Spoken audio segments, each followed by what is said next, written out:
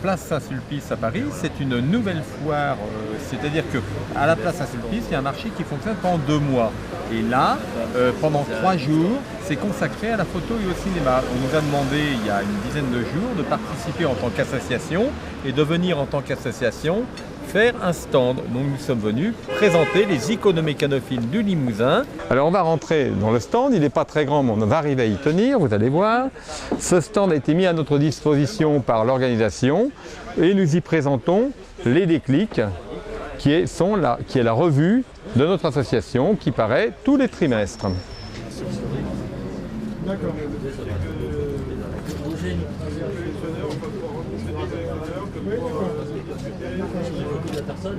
Sur l'autre partie du stand, là où se trouvent aujourd'hui nos amis, nous avons présenté des photos stéréoscopiques anciennes que nous avons scannées et que nous avons remises avec un logiciel informatique en anaglyphe. Ce qui va nous permettre d'inviter les gens à rentrer sur le stand, de se décorer et de pouvoir admirer le relief. D'accord. On n'a pas tout amené ici, mais on a des choses. Par exemple, ça date tout à fait du 1890-1900. Il servait à regarder les vues stéréoscopiques ou à servir de loupe pour les vues simples. On le disposait comme ceci. Et on avait ça dans les salons. On pouvait regarder ici les vues stéréoscopiques que l'on plaçait à l'arrière, ou bien alors la loupe servait à regarder les portraits. D'accord. Ici, nous avons aussi un appareil à peu près de la même époque, un stéréoscope portable. Alors on avait un pied pour le poser sur une table effectivement, et c'est un appareil qui s'appelle un Mexicain. Alors celui-là est un peu plus récent, celui-là un peu plus ancien. Ça date de 1890 à peu près. Et après il y a toute une série qui a existé de visionneuses stéréoscopiques en bois, plus ou moins simples, plus ou moins élaborées. Ça, ce sont des appareils qui dataient après 1900, mais ce style de visionneuse a existé déjà à partir de 1850. Ça, c'est une photo papier qui date des environs 1880, qui a l'intérêt d'avoir été colorisée à l'arrière. Et en plus, pour faire plus vrai, on perçait des petits trous à l'endroit où il y avait les bougies, histoire de faire passer la lumière. Vous avez eu un peu plus tard, vous avez eu ce genre d'appareil, des appareils de salon, qui étaient des appareils avec un éclairage, qui permettait ici de voir des vues soit 45-107, c'est à 2 formats, soit 6-13, et ici avec un réglage de l'écartement des yeux. On pourra voir plus tard quel est l'intérêt d'avoir des visionneuses avec des écartements réglables. Dans les années 45-50, Viewmaster est arrivé sur le marché avec ce premier appareil qui comportait des disques carton. Et donc ça a été la démocratisation complète du relief avec des petits appareils qui permettaient donc de regarder en relief les scènes. Après, vous avez eu des plaques qui étaient donc là sur du film positif couleur. Là, on pouvait avoir donc 2 vues qu'on disposait dans ce petit appareil qui s'appelait un Romo. Et on pouvait voir donc simplement deux paires de stéréogrammes. Donc à chaque fois dans un stéréogramme, là on va le voir un peu mieux, on a la vue côté gauche, la vue côté droit, la vue côté gauche, la vue côté droit. On n'a bien que 2 fois la même vue. Et là on a Barcelone en relief avec un petit appareil où on règle simplement la distance avec des 2 petites tirettes qui sont là. Et dans cet appareil, on y dispose une vue comme celle-ci. Voilà, alors on va la mettre à l'endroit. Collection de Barcelone. Et c'est édition Gros Gars. Et on les met là. Voilà, et après on va pouvoir regarder, ici on va regarder comme ceci, et on va faire le réglage.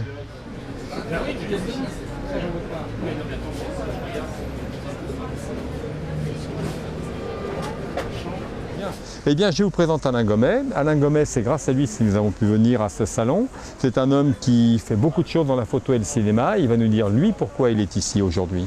Alors, pourquoi es-tu là, Alain ? Parce que c'est une passion de folie, c'est comme le nom l'indique, nous sommes des cinglés et surtout du cinéma. Voilà, c'est quand même une passion que tu mènes depuis combien de temps, Alain ? 40 ans. Ça fait 40 ans que tu mènes ça. Absolument. Et alors tu as principalement de l'affiche, tu as du matériel, comme on va le voir. Je suis, je crois, un des derniers dinosaures en France à faire toutes les disciplines cinématographiques. C'est-à-dire le document papier, la pellicule argentique, le film, quoi. Et le matériel, caméra, projecteur, etc., etc. Donc vous avez même ce qui ce qui est antérieur à la naissance du cinéma, en l'occurrence le pré-cinéma, tout ce qui est antérieur, les lanternes magiques. Quel est le matériel que tu préfères? Si on te disait tu pars avec un appareil, vu qu'ils sont à toi, tu n'auras pas de mal. Caméra. Laquelle caméra? J'ai un faible cinématographe lumière, bien sûr. Ah bah, voilà.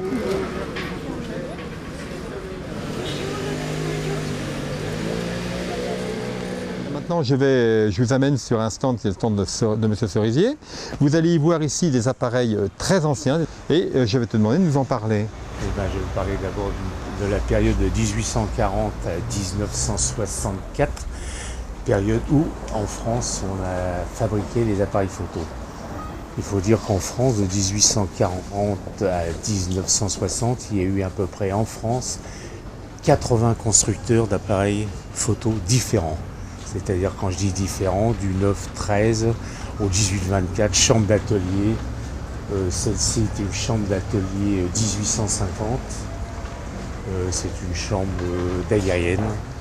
Et quand on rappelle les débuts de la photographie, c'est 1839. 1839. Donc celle-ci aurait 10 ans après la naissance de la photographie. Il ne faut pas oublier que les chambres d'aérienne, on en a fabriqué jusqu'en 1890. Voilà, parce que c'était vraiment un instrument pour les photographes de l'époque qui était très robuste. Voilà. Et donc là-dedans, vous avez les appareils d'amateurs et les appareils qui ont servi pour les professionnels, c'est-à-dire ce genre-là. Et là, vous avez l'appareil typique de l'amateur des années 1930, où il n'était pas rare que dans chaque famille, on ait ce genre d'appareil à plaque de verre. Ça, c'est un format 9-13. 9-13. C'est encore de la chambre à tiroir. Ça, c'est la petite qui est ici. Encore des chambres à tiroir. Ah, dis donc. Et tout est en état magnifique, apparemment. Si tu devais prendre un appareil de ton stand et dire c'est mon appareil préféré, lequel prendrais-tu? Aucun. Ils me plaisent aucun. tous. Ils te plaisent tous.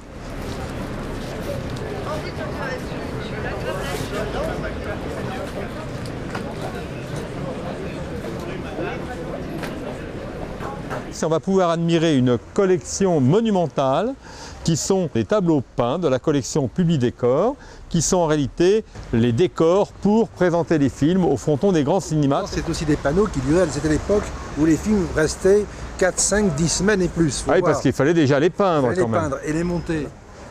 Alors en plus, là on peut faire un tour de l'histoire du cinéma au travers de panneaux historiques et anciens. Cléopâtre, la Dielle. Oui, c'est un métier et c'était la société Publi-Décor qui, dans ses ateliers, avait des artisans, des peintres en lettres et puis des artistes qui étaient capables de reproduire les documents qu'on leur confiait. C'est un métier qui s'est perdu. Ben, c'est un métier qui s'est perdu. Enfin, alors, les ateliers sont toujours en activité parce que, heureusement, nous fournissons d'autres demandes. C'est-à-dire que c'est vrai qu'à la base, il y avait le cinéma et toutes ces toiles qui étaient en location. Parce qu'elle tournait d'un cinéma à un autre. Elle suivait le film. Elle suivait le film, c'est ça, et elles étaient remises aux proportions. Maintenant, nous travaillons pour des grands magasins, pour qui veut de décoration. Oui, voilà. On va prendre ce petit chemin de fer, je ne sais pas où il va me conduire. Oh, voilà une belle pièce.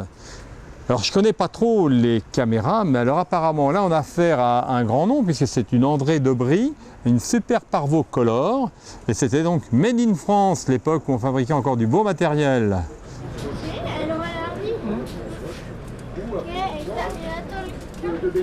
Non, dans cette même allée, on va voir le stand de monsieur Cornesleub, qui est aujourd'hui un collectionneur. Vous collectionnez quoi? Tout ce qui concerne un petit peu le cinéma, mais disons, je suis un collectionneur, je suis un vrai cinéphile et aussi un collectionneur, mais surtout un cinéphile. Moi, ce qui m'a attiré dans cette allée aussi, ce sont ces affiches. Parce qu'aujourd'hui, les affiches de Jacques Tati, ce n'est pas des affiches, ce sont des photos, des photos d'exploitation allemandes qui permettaient donc de faire la publicité du film au devant des cinémas. Donc Maurice, vous avez principalement chez vous des affiches ou des photos d'exploitation? Principalement des photos. Principalement d'exploitation ou photos simplement de photos publicitaires. Et vous en avez beaucoup? Vous pourrez vous quantifier, j'en ai probablement entre 4 et 5 000 peut-être en tout. D'accord. Une image d'un appareil mythique qui est le Leica, qui est l'emblème qu'a choisi aujourd'hui cette boutique, ce magasin. Donc là on est chez Antique Caméra, Monsieur Amezal.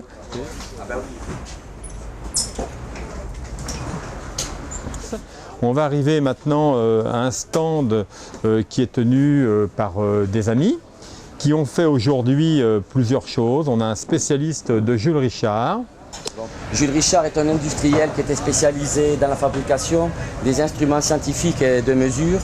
Et ce n'est qu'en 1893-95 qu'il s'est adonné en fait à sa passion de la photographie. Hein. Alors ça s'appelle un taxiphote. Donc ça s'appelle un taxiphote. Je lève le couvercle principal, je déverrouille le secret et je fais basculer la platine avant en fait. Voilà. Et je peux avoir accès. Voilà. Donc le magasin contient 25 vues fixes stéréoscopiques au format 45 par 107 mm. Ces vues ont été prises avec un appareil de Jules Richard qui s'appelle le Verascope. Elles ont été donc tirées dans un laboratoire en positif. Et donc elles sont mises dans un bac de 25 vues et chargées dans le taxiphote. Alors ce taxiphote a une particularité, c'est qu'en fait il possède une fonction de ce qu'on appelle le court foyer, qui permet de réduire la longueur du foyer afin de pouvoir bénéficier d'un grossissement de la vue stéréoscopique. Grâce à cette fonction où l'on appuie sur un levier et qui permet l'abaissement de deux grosses loupes qui, elles, avaient la fonction de grossir en fait tout simplement la vue que l'on était chargé de regarder. Donc si j'appuie sur le levier, vous allez voir l'abaissement des deux loupes en question. Et donc là, on avait l'impression de visionner une plaque d'un format supérieur à celui réellement photographié par le Verascope, qui, je le rappelle, était au format 45 par 107 mm. Cet élément-là, qui était une lanterne de projection, se fixe derrière l'appareil taxiphote, avec un système mécanique qui permet de le maintenir fixement. Et une fois qu'elle est branchée par un transformateur sur le courant de ville, cette lanterne permet de projeter les photographies qui se trouvent dans l'appareil taxiphote sur un mur ou sur un écran. Oui. Alors il faut savoir qu'il est nécessaire de mettre des objectifs particuliers à la place des oculaires du taxiphote et des filtres, l'un vert et l'autre rouge, pour cette projection, et que celui qui visionne la projection sur le mur doit être muni d'une paire de lorgnons bicolores avec un vert vert et un vert rouge. Oui. Alors pourquoi est-ce que tu es présent aujourd'hui sur la foire de Saint-Sulpice? Voilà. Parce que je fais partie d'une association qui s'appelle Antique Passe-Vue, dont le but est la préservation et la conservation du patrimoine des appareils consistant au visionnement et à la projection des vues fixes et non pas des vues animées. Donc on a fondé avec Guivier une association il n'y a pas très longtemps pour, comme il le dit, défendre l'image fixe. Et notre intérêt va de la lanterne magique jusqu'au diapo des années 50-60. Donc on développe autour de ça un site internet qui est un site de vulgarisation sur tous ces appareils-là, que ce soit l'appareil, que ce soit les images ou que ce soit l'usage. Il est venu de Turin pour présenter ses affiches. Il est en train de faire un petit somme là-bas dans le coin. Regarde-le, le sourire de l'Italien. Venu à Paris pour dormir. Alors c'est Erika qui a organisé tout ce salon, ma foi avec beaucoup de perfection. On est bien à l'abri, c'est bien gardé, on peut laisser nos appareils. Est-ce que tu es satisfaite de la venue des visiteurs pour cette première? Pour une première, c'est gentil, c'est gentil. Nous n'avons pas été aidés par le temps, mais je pense que ce salon va avoir un vif succès pour l'année prochaine.